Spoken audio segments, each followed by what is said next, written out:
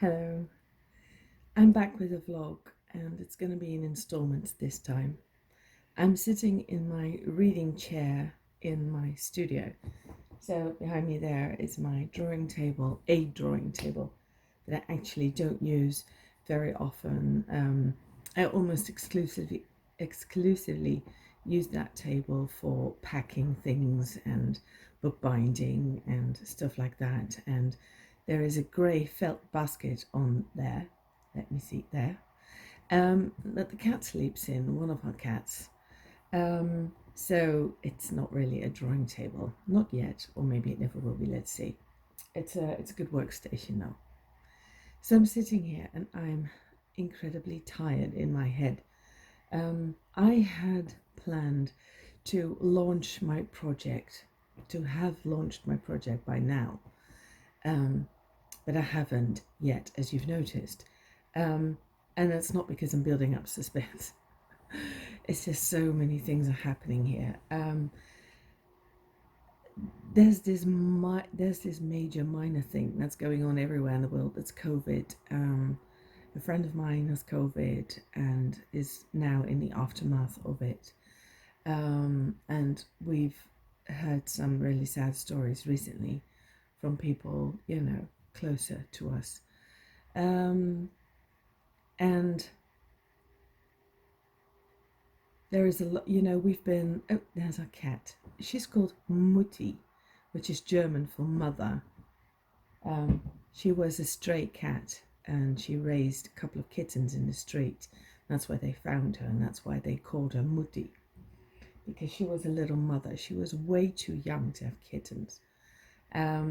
And there's this street mentality in that cat. She's sweet and she will cuddle, but only on her terms. And when she feels it's enough, it's enough.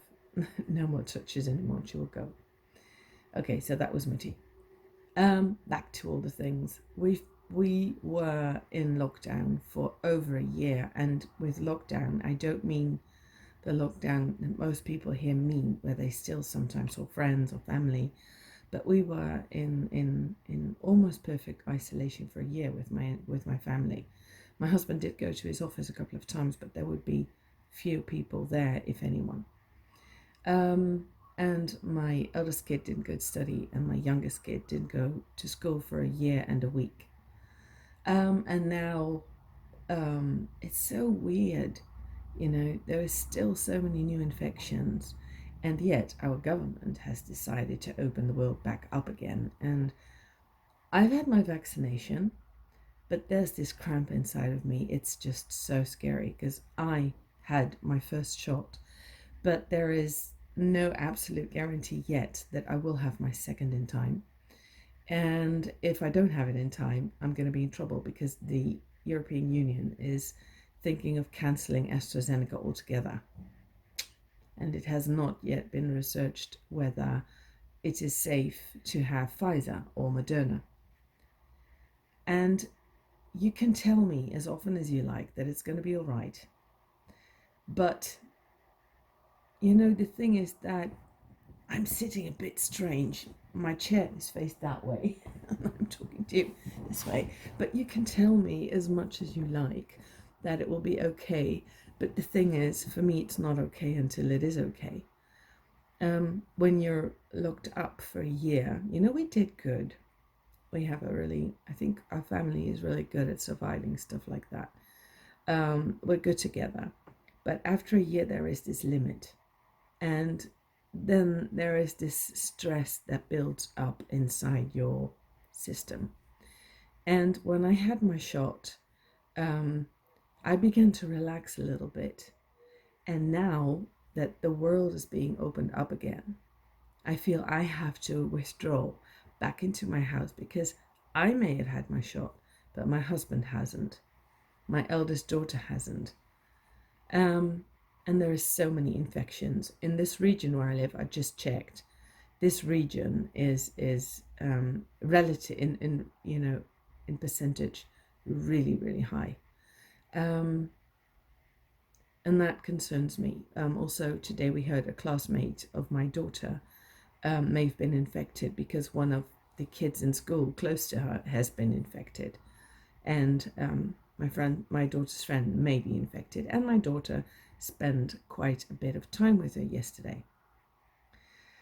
So she's probably not going to know whether she's infected until Monday, and then, well, we'll just have to keep another really close eye on my daughter. She's already had 3 COVID tests thus far, and yeah, I'm hoping we're not heading for a 4th test. So COVID is constantly there, and I've had my vaccination, but it was AstraZeneca, so there is still a chance I might contract COVID. And being in the risk group, it is scary. You just have to try and rely on the fact that this vaccine is going to keep you relatively safe, that it's going to keep me out of the hospital.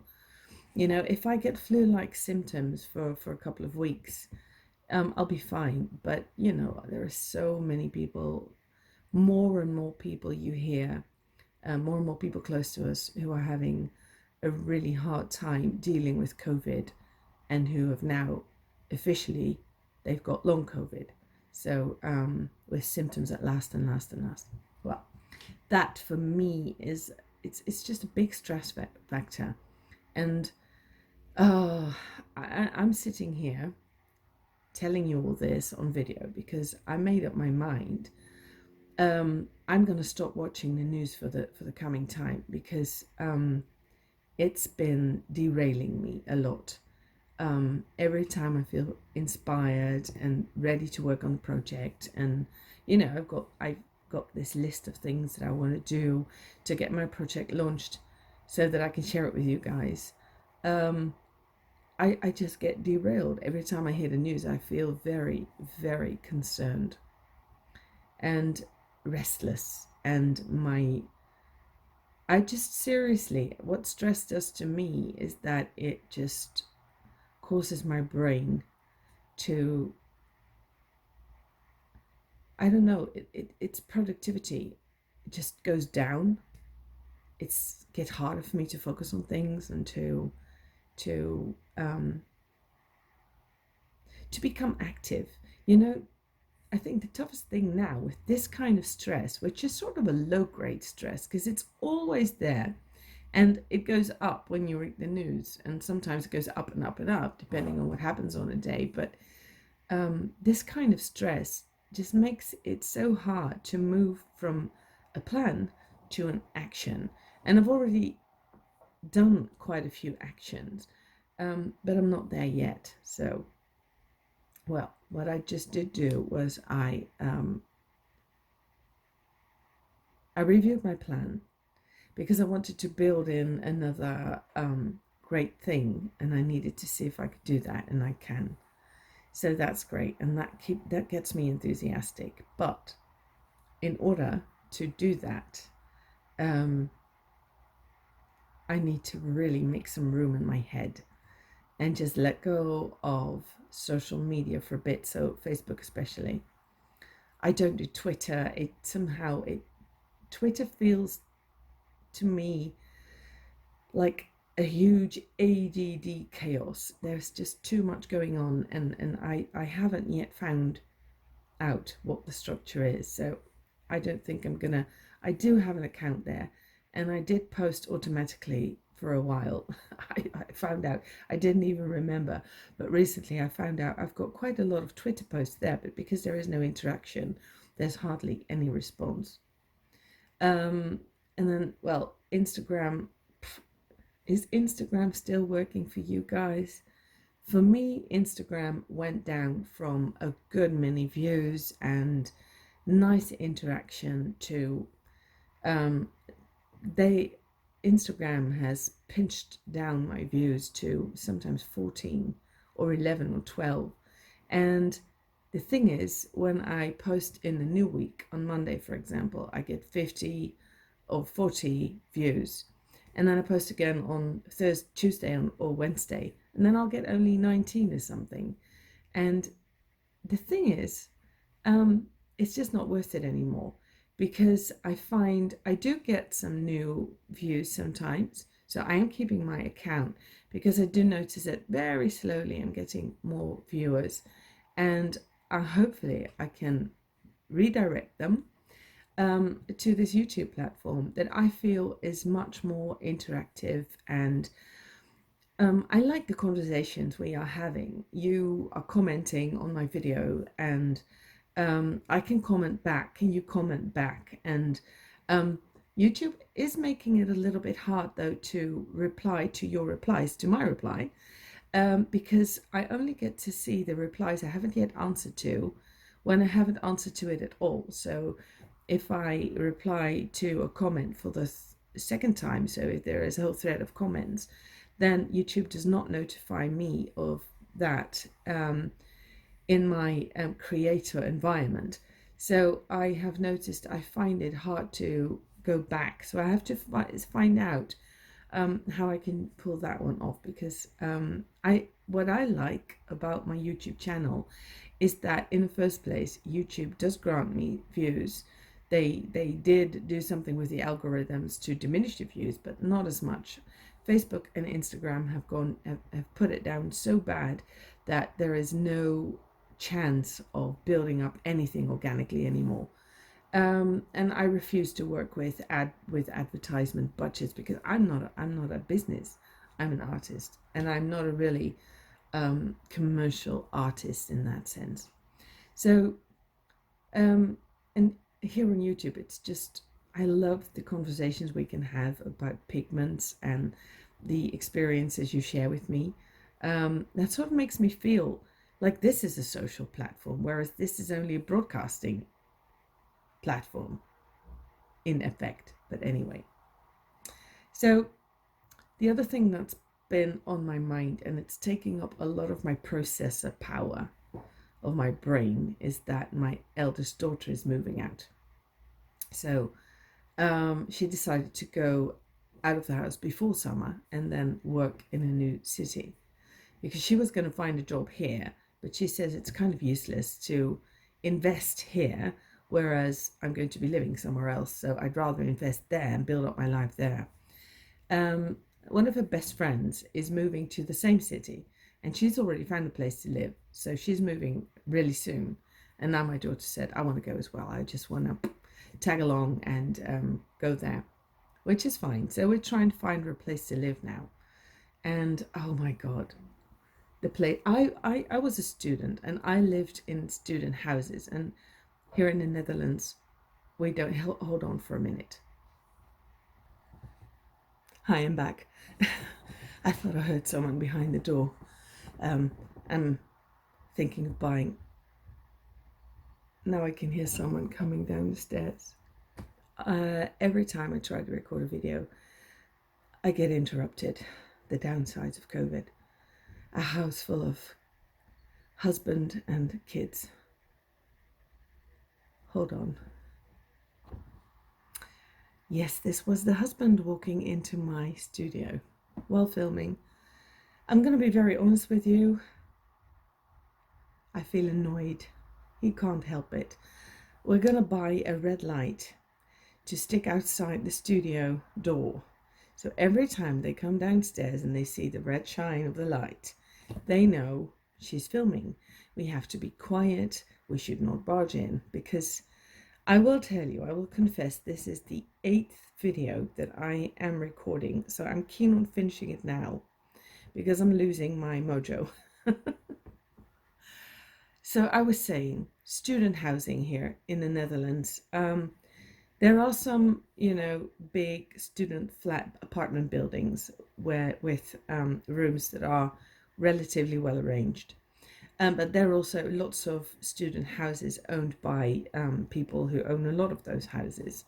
And those are very often not as well arranged. And you need to be really careful, because not every one of those house owners is very reliable. And also not every room is very reliable. And also not every place where you can find those rooms is very safe. So I am a mother, very protective of a child. So it's like, sometimes people say about mothers-in-law is that they're always critical of their daughters-in-law, because no girl is good enough for their sons. I'm like that with houses. I find it's like, oh, every time I see a house, I'm noticing things that, especially safety related. I mean, I don't care very much whether it looks a bit rickety, because I've lived in two houses like that. I lived in an apartment building which was super decent. I even had my own shower and my own wash basin. But then when I moved to another town, I lived in a really great house, in the middle of the town centre, which was located in a location. But the housing itself was horrible. We had There was a shared shower in the hallway, and I shared it with 4 or 5 people, I think, and there were mushrooms growing in it. My own room, there was one wall that had separated from another wall in the corner, so the wind blew through it. And one day I got really sick of it, and I figured out, shall I do this with gum, with chewing gum? So I started chewing gum, but when I put it in and it cooled down, it just became too small. There was still wind. And then I tried my white toothpaste, and that worked. So I filled it up with white toothpaste for a while.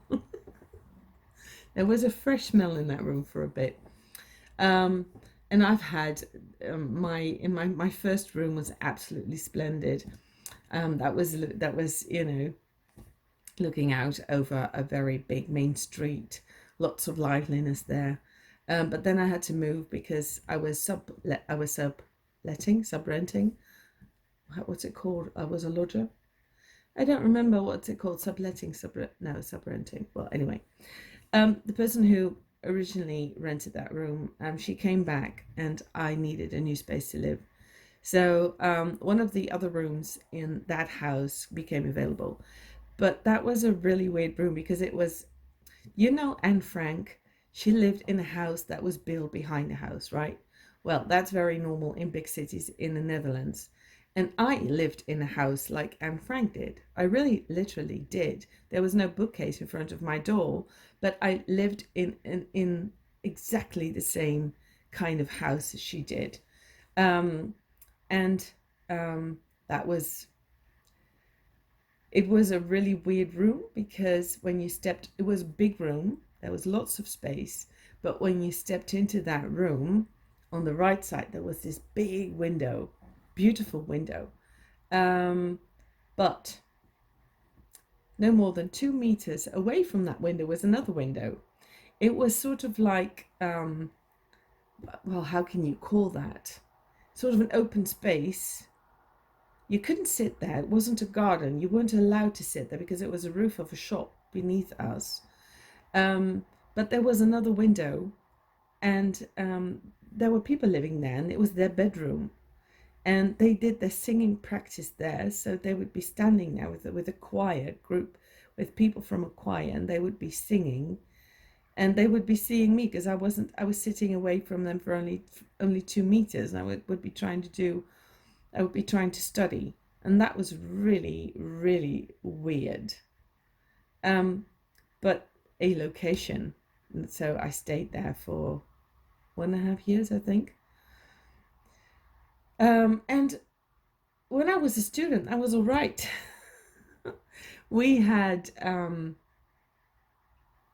we had junkies in the entrance of our house, so there would be a shop, and right next to the shop was um, our front door with a very steep staircase. And in front of that staircase, in front of the front door, there would be people sleeping sometimes. Sometimes junkies. They were not so cool because you'd have to step over them. And sometimes there would be needles. Um, and there would be homeless people. And sometimes that led to very interesting interactions, like rushing to university in the morning and then opening the front door, and then a man would be sitting against the front door, so he fell into the house and onto my legs, and then it would be like he would be scared awake if he hadn't already woken up. But some the place where we our front door was really good for sleeping on in the streets because there would be no wind, no rain. So very often someone was crouched up there. And then, well, they were friendly.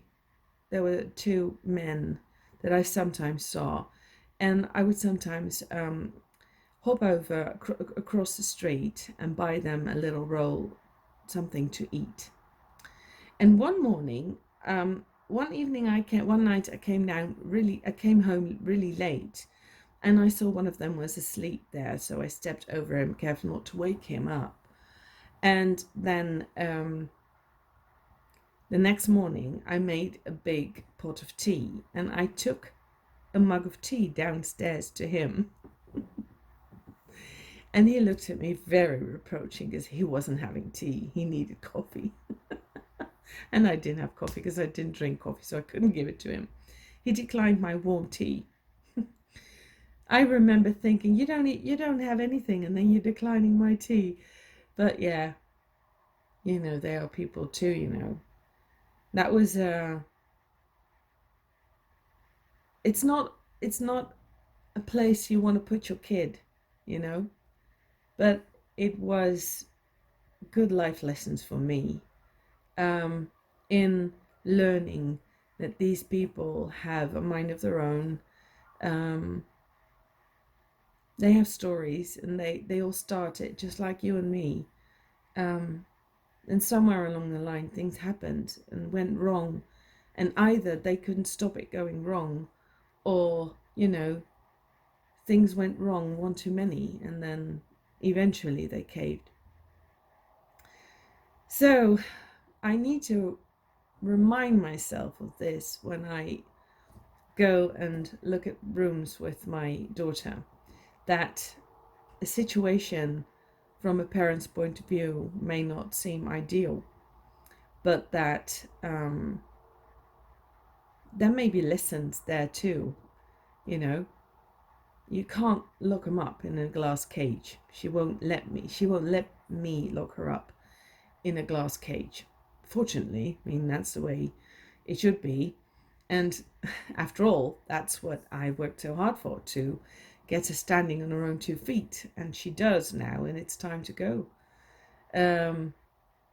But yeah, I'm a mum, and my mind's just very preoccupied. So I figured I should let you know why I've been stalling, or, well, I have been working on it, but it's kind of difficult working with a mind that's only functioning partly. But I'm trying, and I'm getting there, because I think the plan wasn't yet completely perfect, and now I wrote some more on it, and I made a little change, and now I feel this is what I want to launch. Now it feels good. Um, yeah. So now it just needs a little work doing it. Now I need to move on from the planning to the doing. So I will be doing, I'll be working tomorrow, so that's Thursday.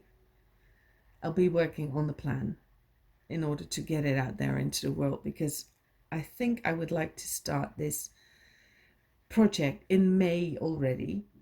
It will be a monthly project, and I feel May has to be the opening day. So that's a week from now, a week from today. Oh my God. I have to see if that's feasible, but I think it will be. I think it will be. Okay, so what else did I have to say? Well, the red light. I'm definitely going to go online now and buy myself a red light, because it just takes up too much time if you get interrupted while recording. I mean, I can't guarantee you quiet videos without any outside noises, because my family is home and this is where I'm recording. So, yeah. But I feel I should at least try to give you videos where my mind is coherent, where my mind is focused on, you know, on telling you the story fluently and not being interrupted, because I've been, and I owe it to myself because this is taking up way too much time. Anyway, I hope you've enjoyed my, or shall I take you to see my new watercolor that I've been doing? Hold on, that's what you're here for in the first place, isn't it? So I'm gonna get up. It's a lazy chair, so it's kind of it's a little too yummy to get out of. Oh, what? How do you like my COVID hairdo? It really requires a little bit of hairdressing. Look, I painted this one. It's a watercolor, a semi-abstract, and I will explain in one of the, oh, I have to, there is the camera. I have to explain in one of my next videos why I'm calling it semi-abstract and not fully abstract. That's for a reason that I will tell you something about later on. So I hope you've enjoyed my video. Thank you very much for watching. Bye.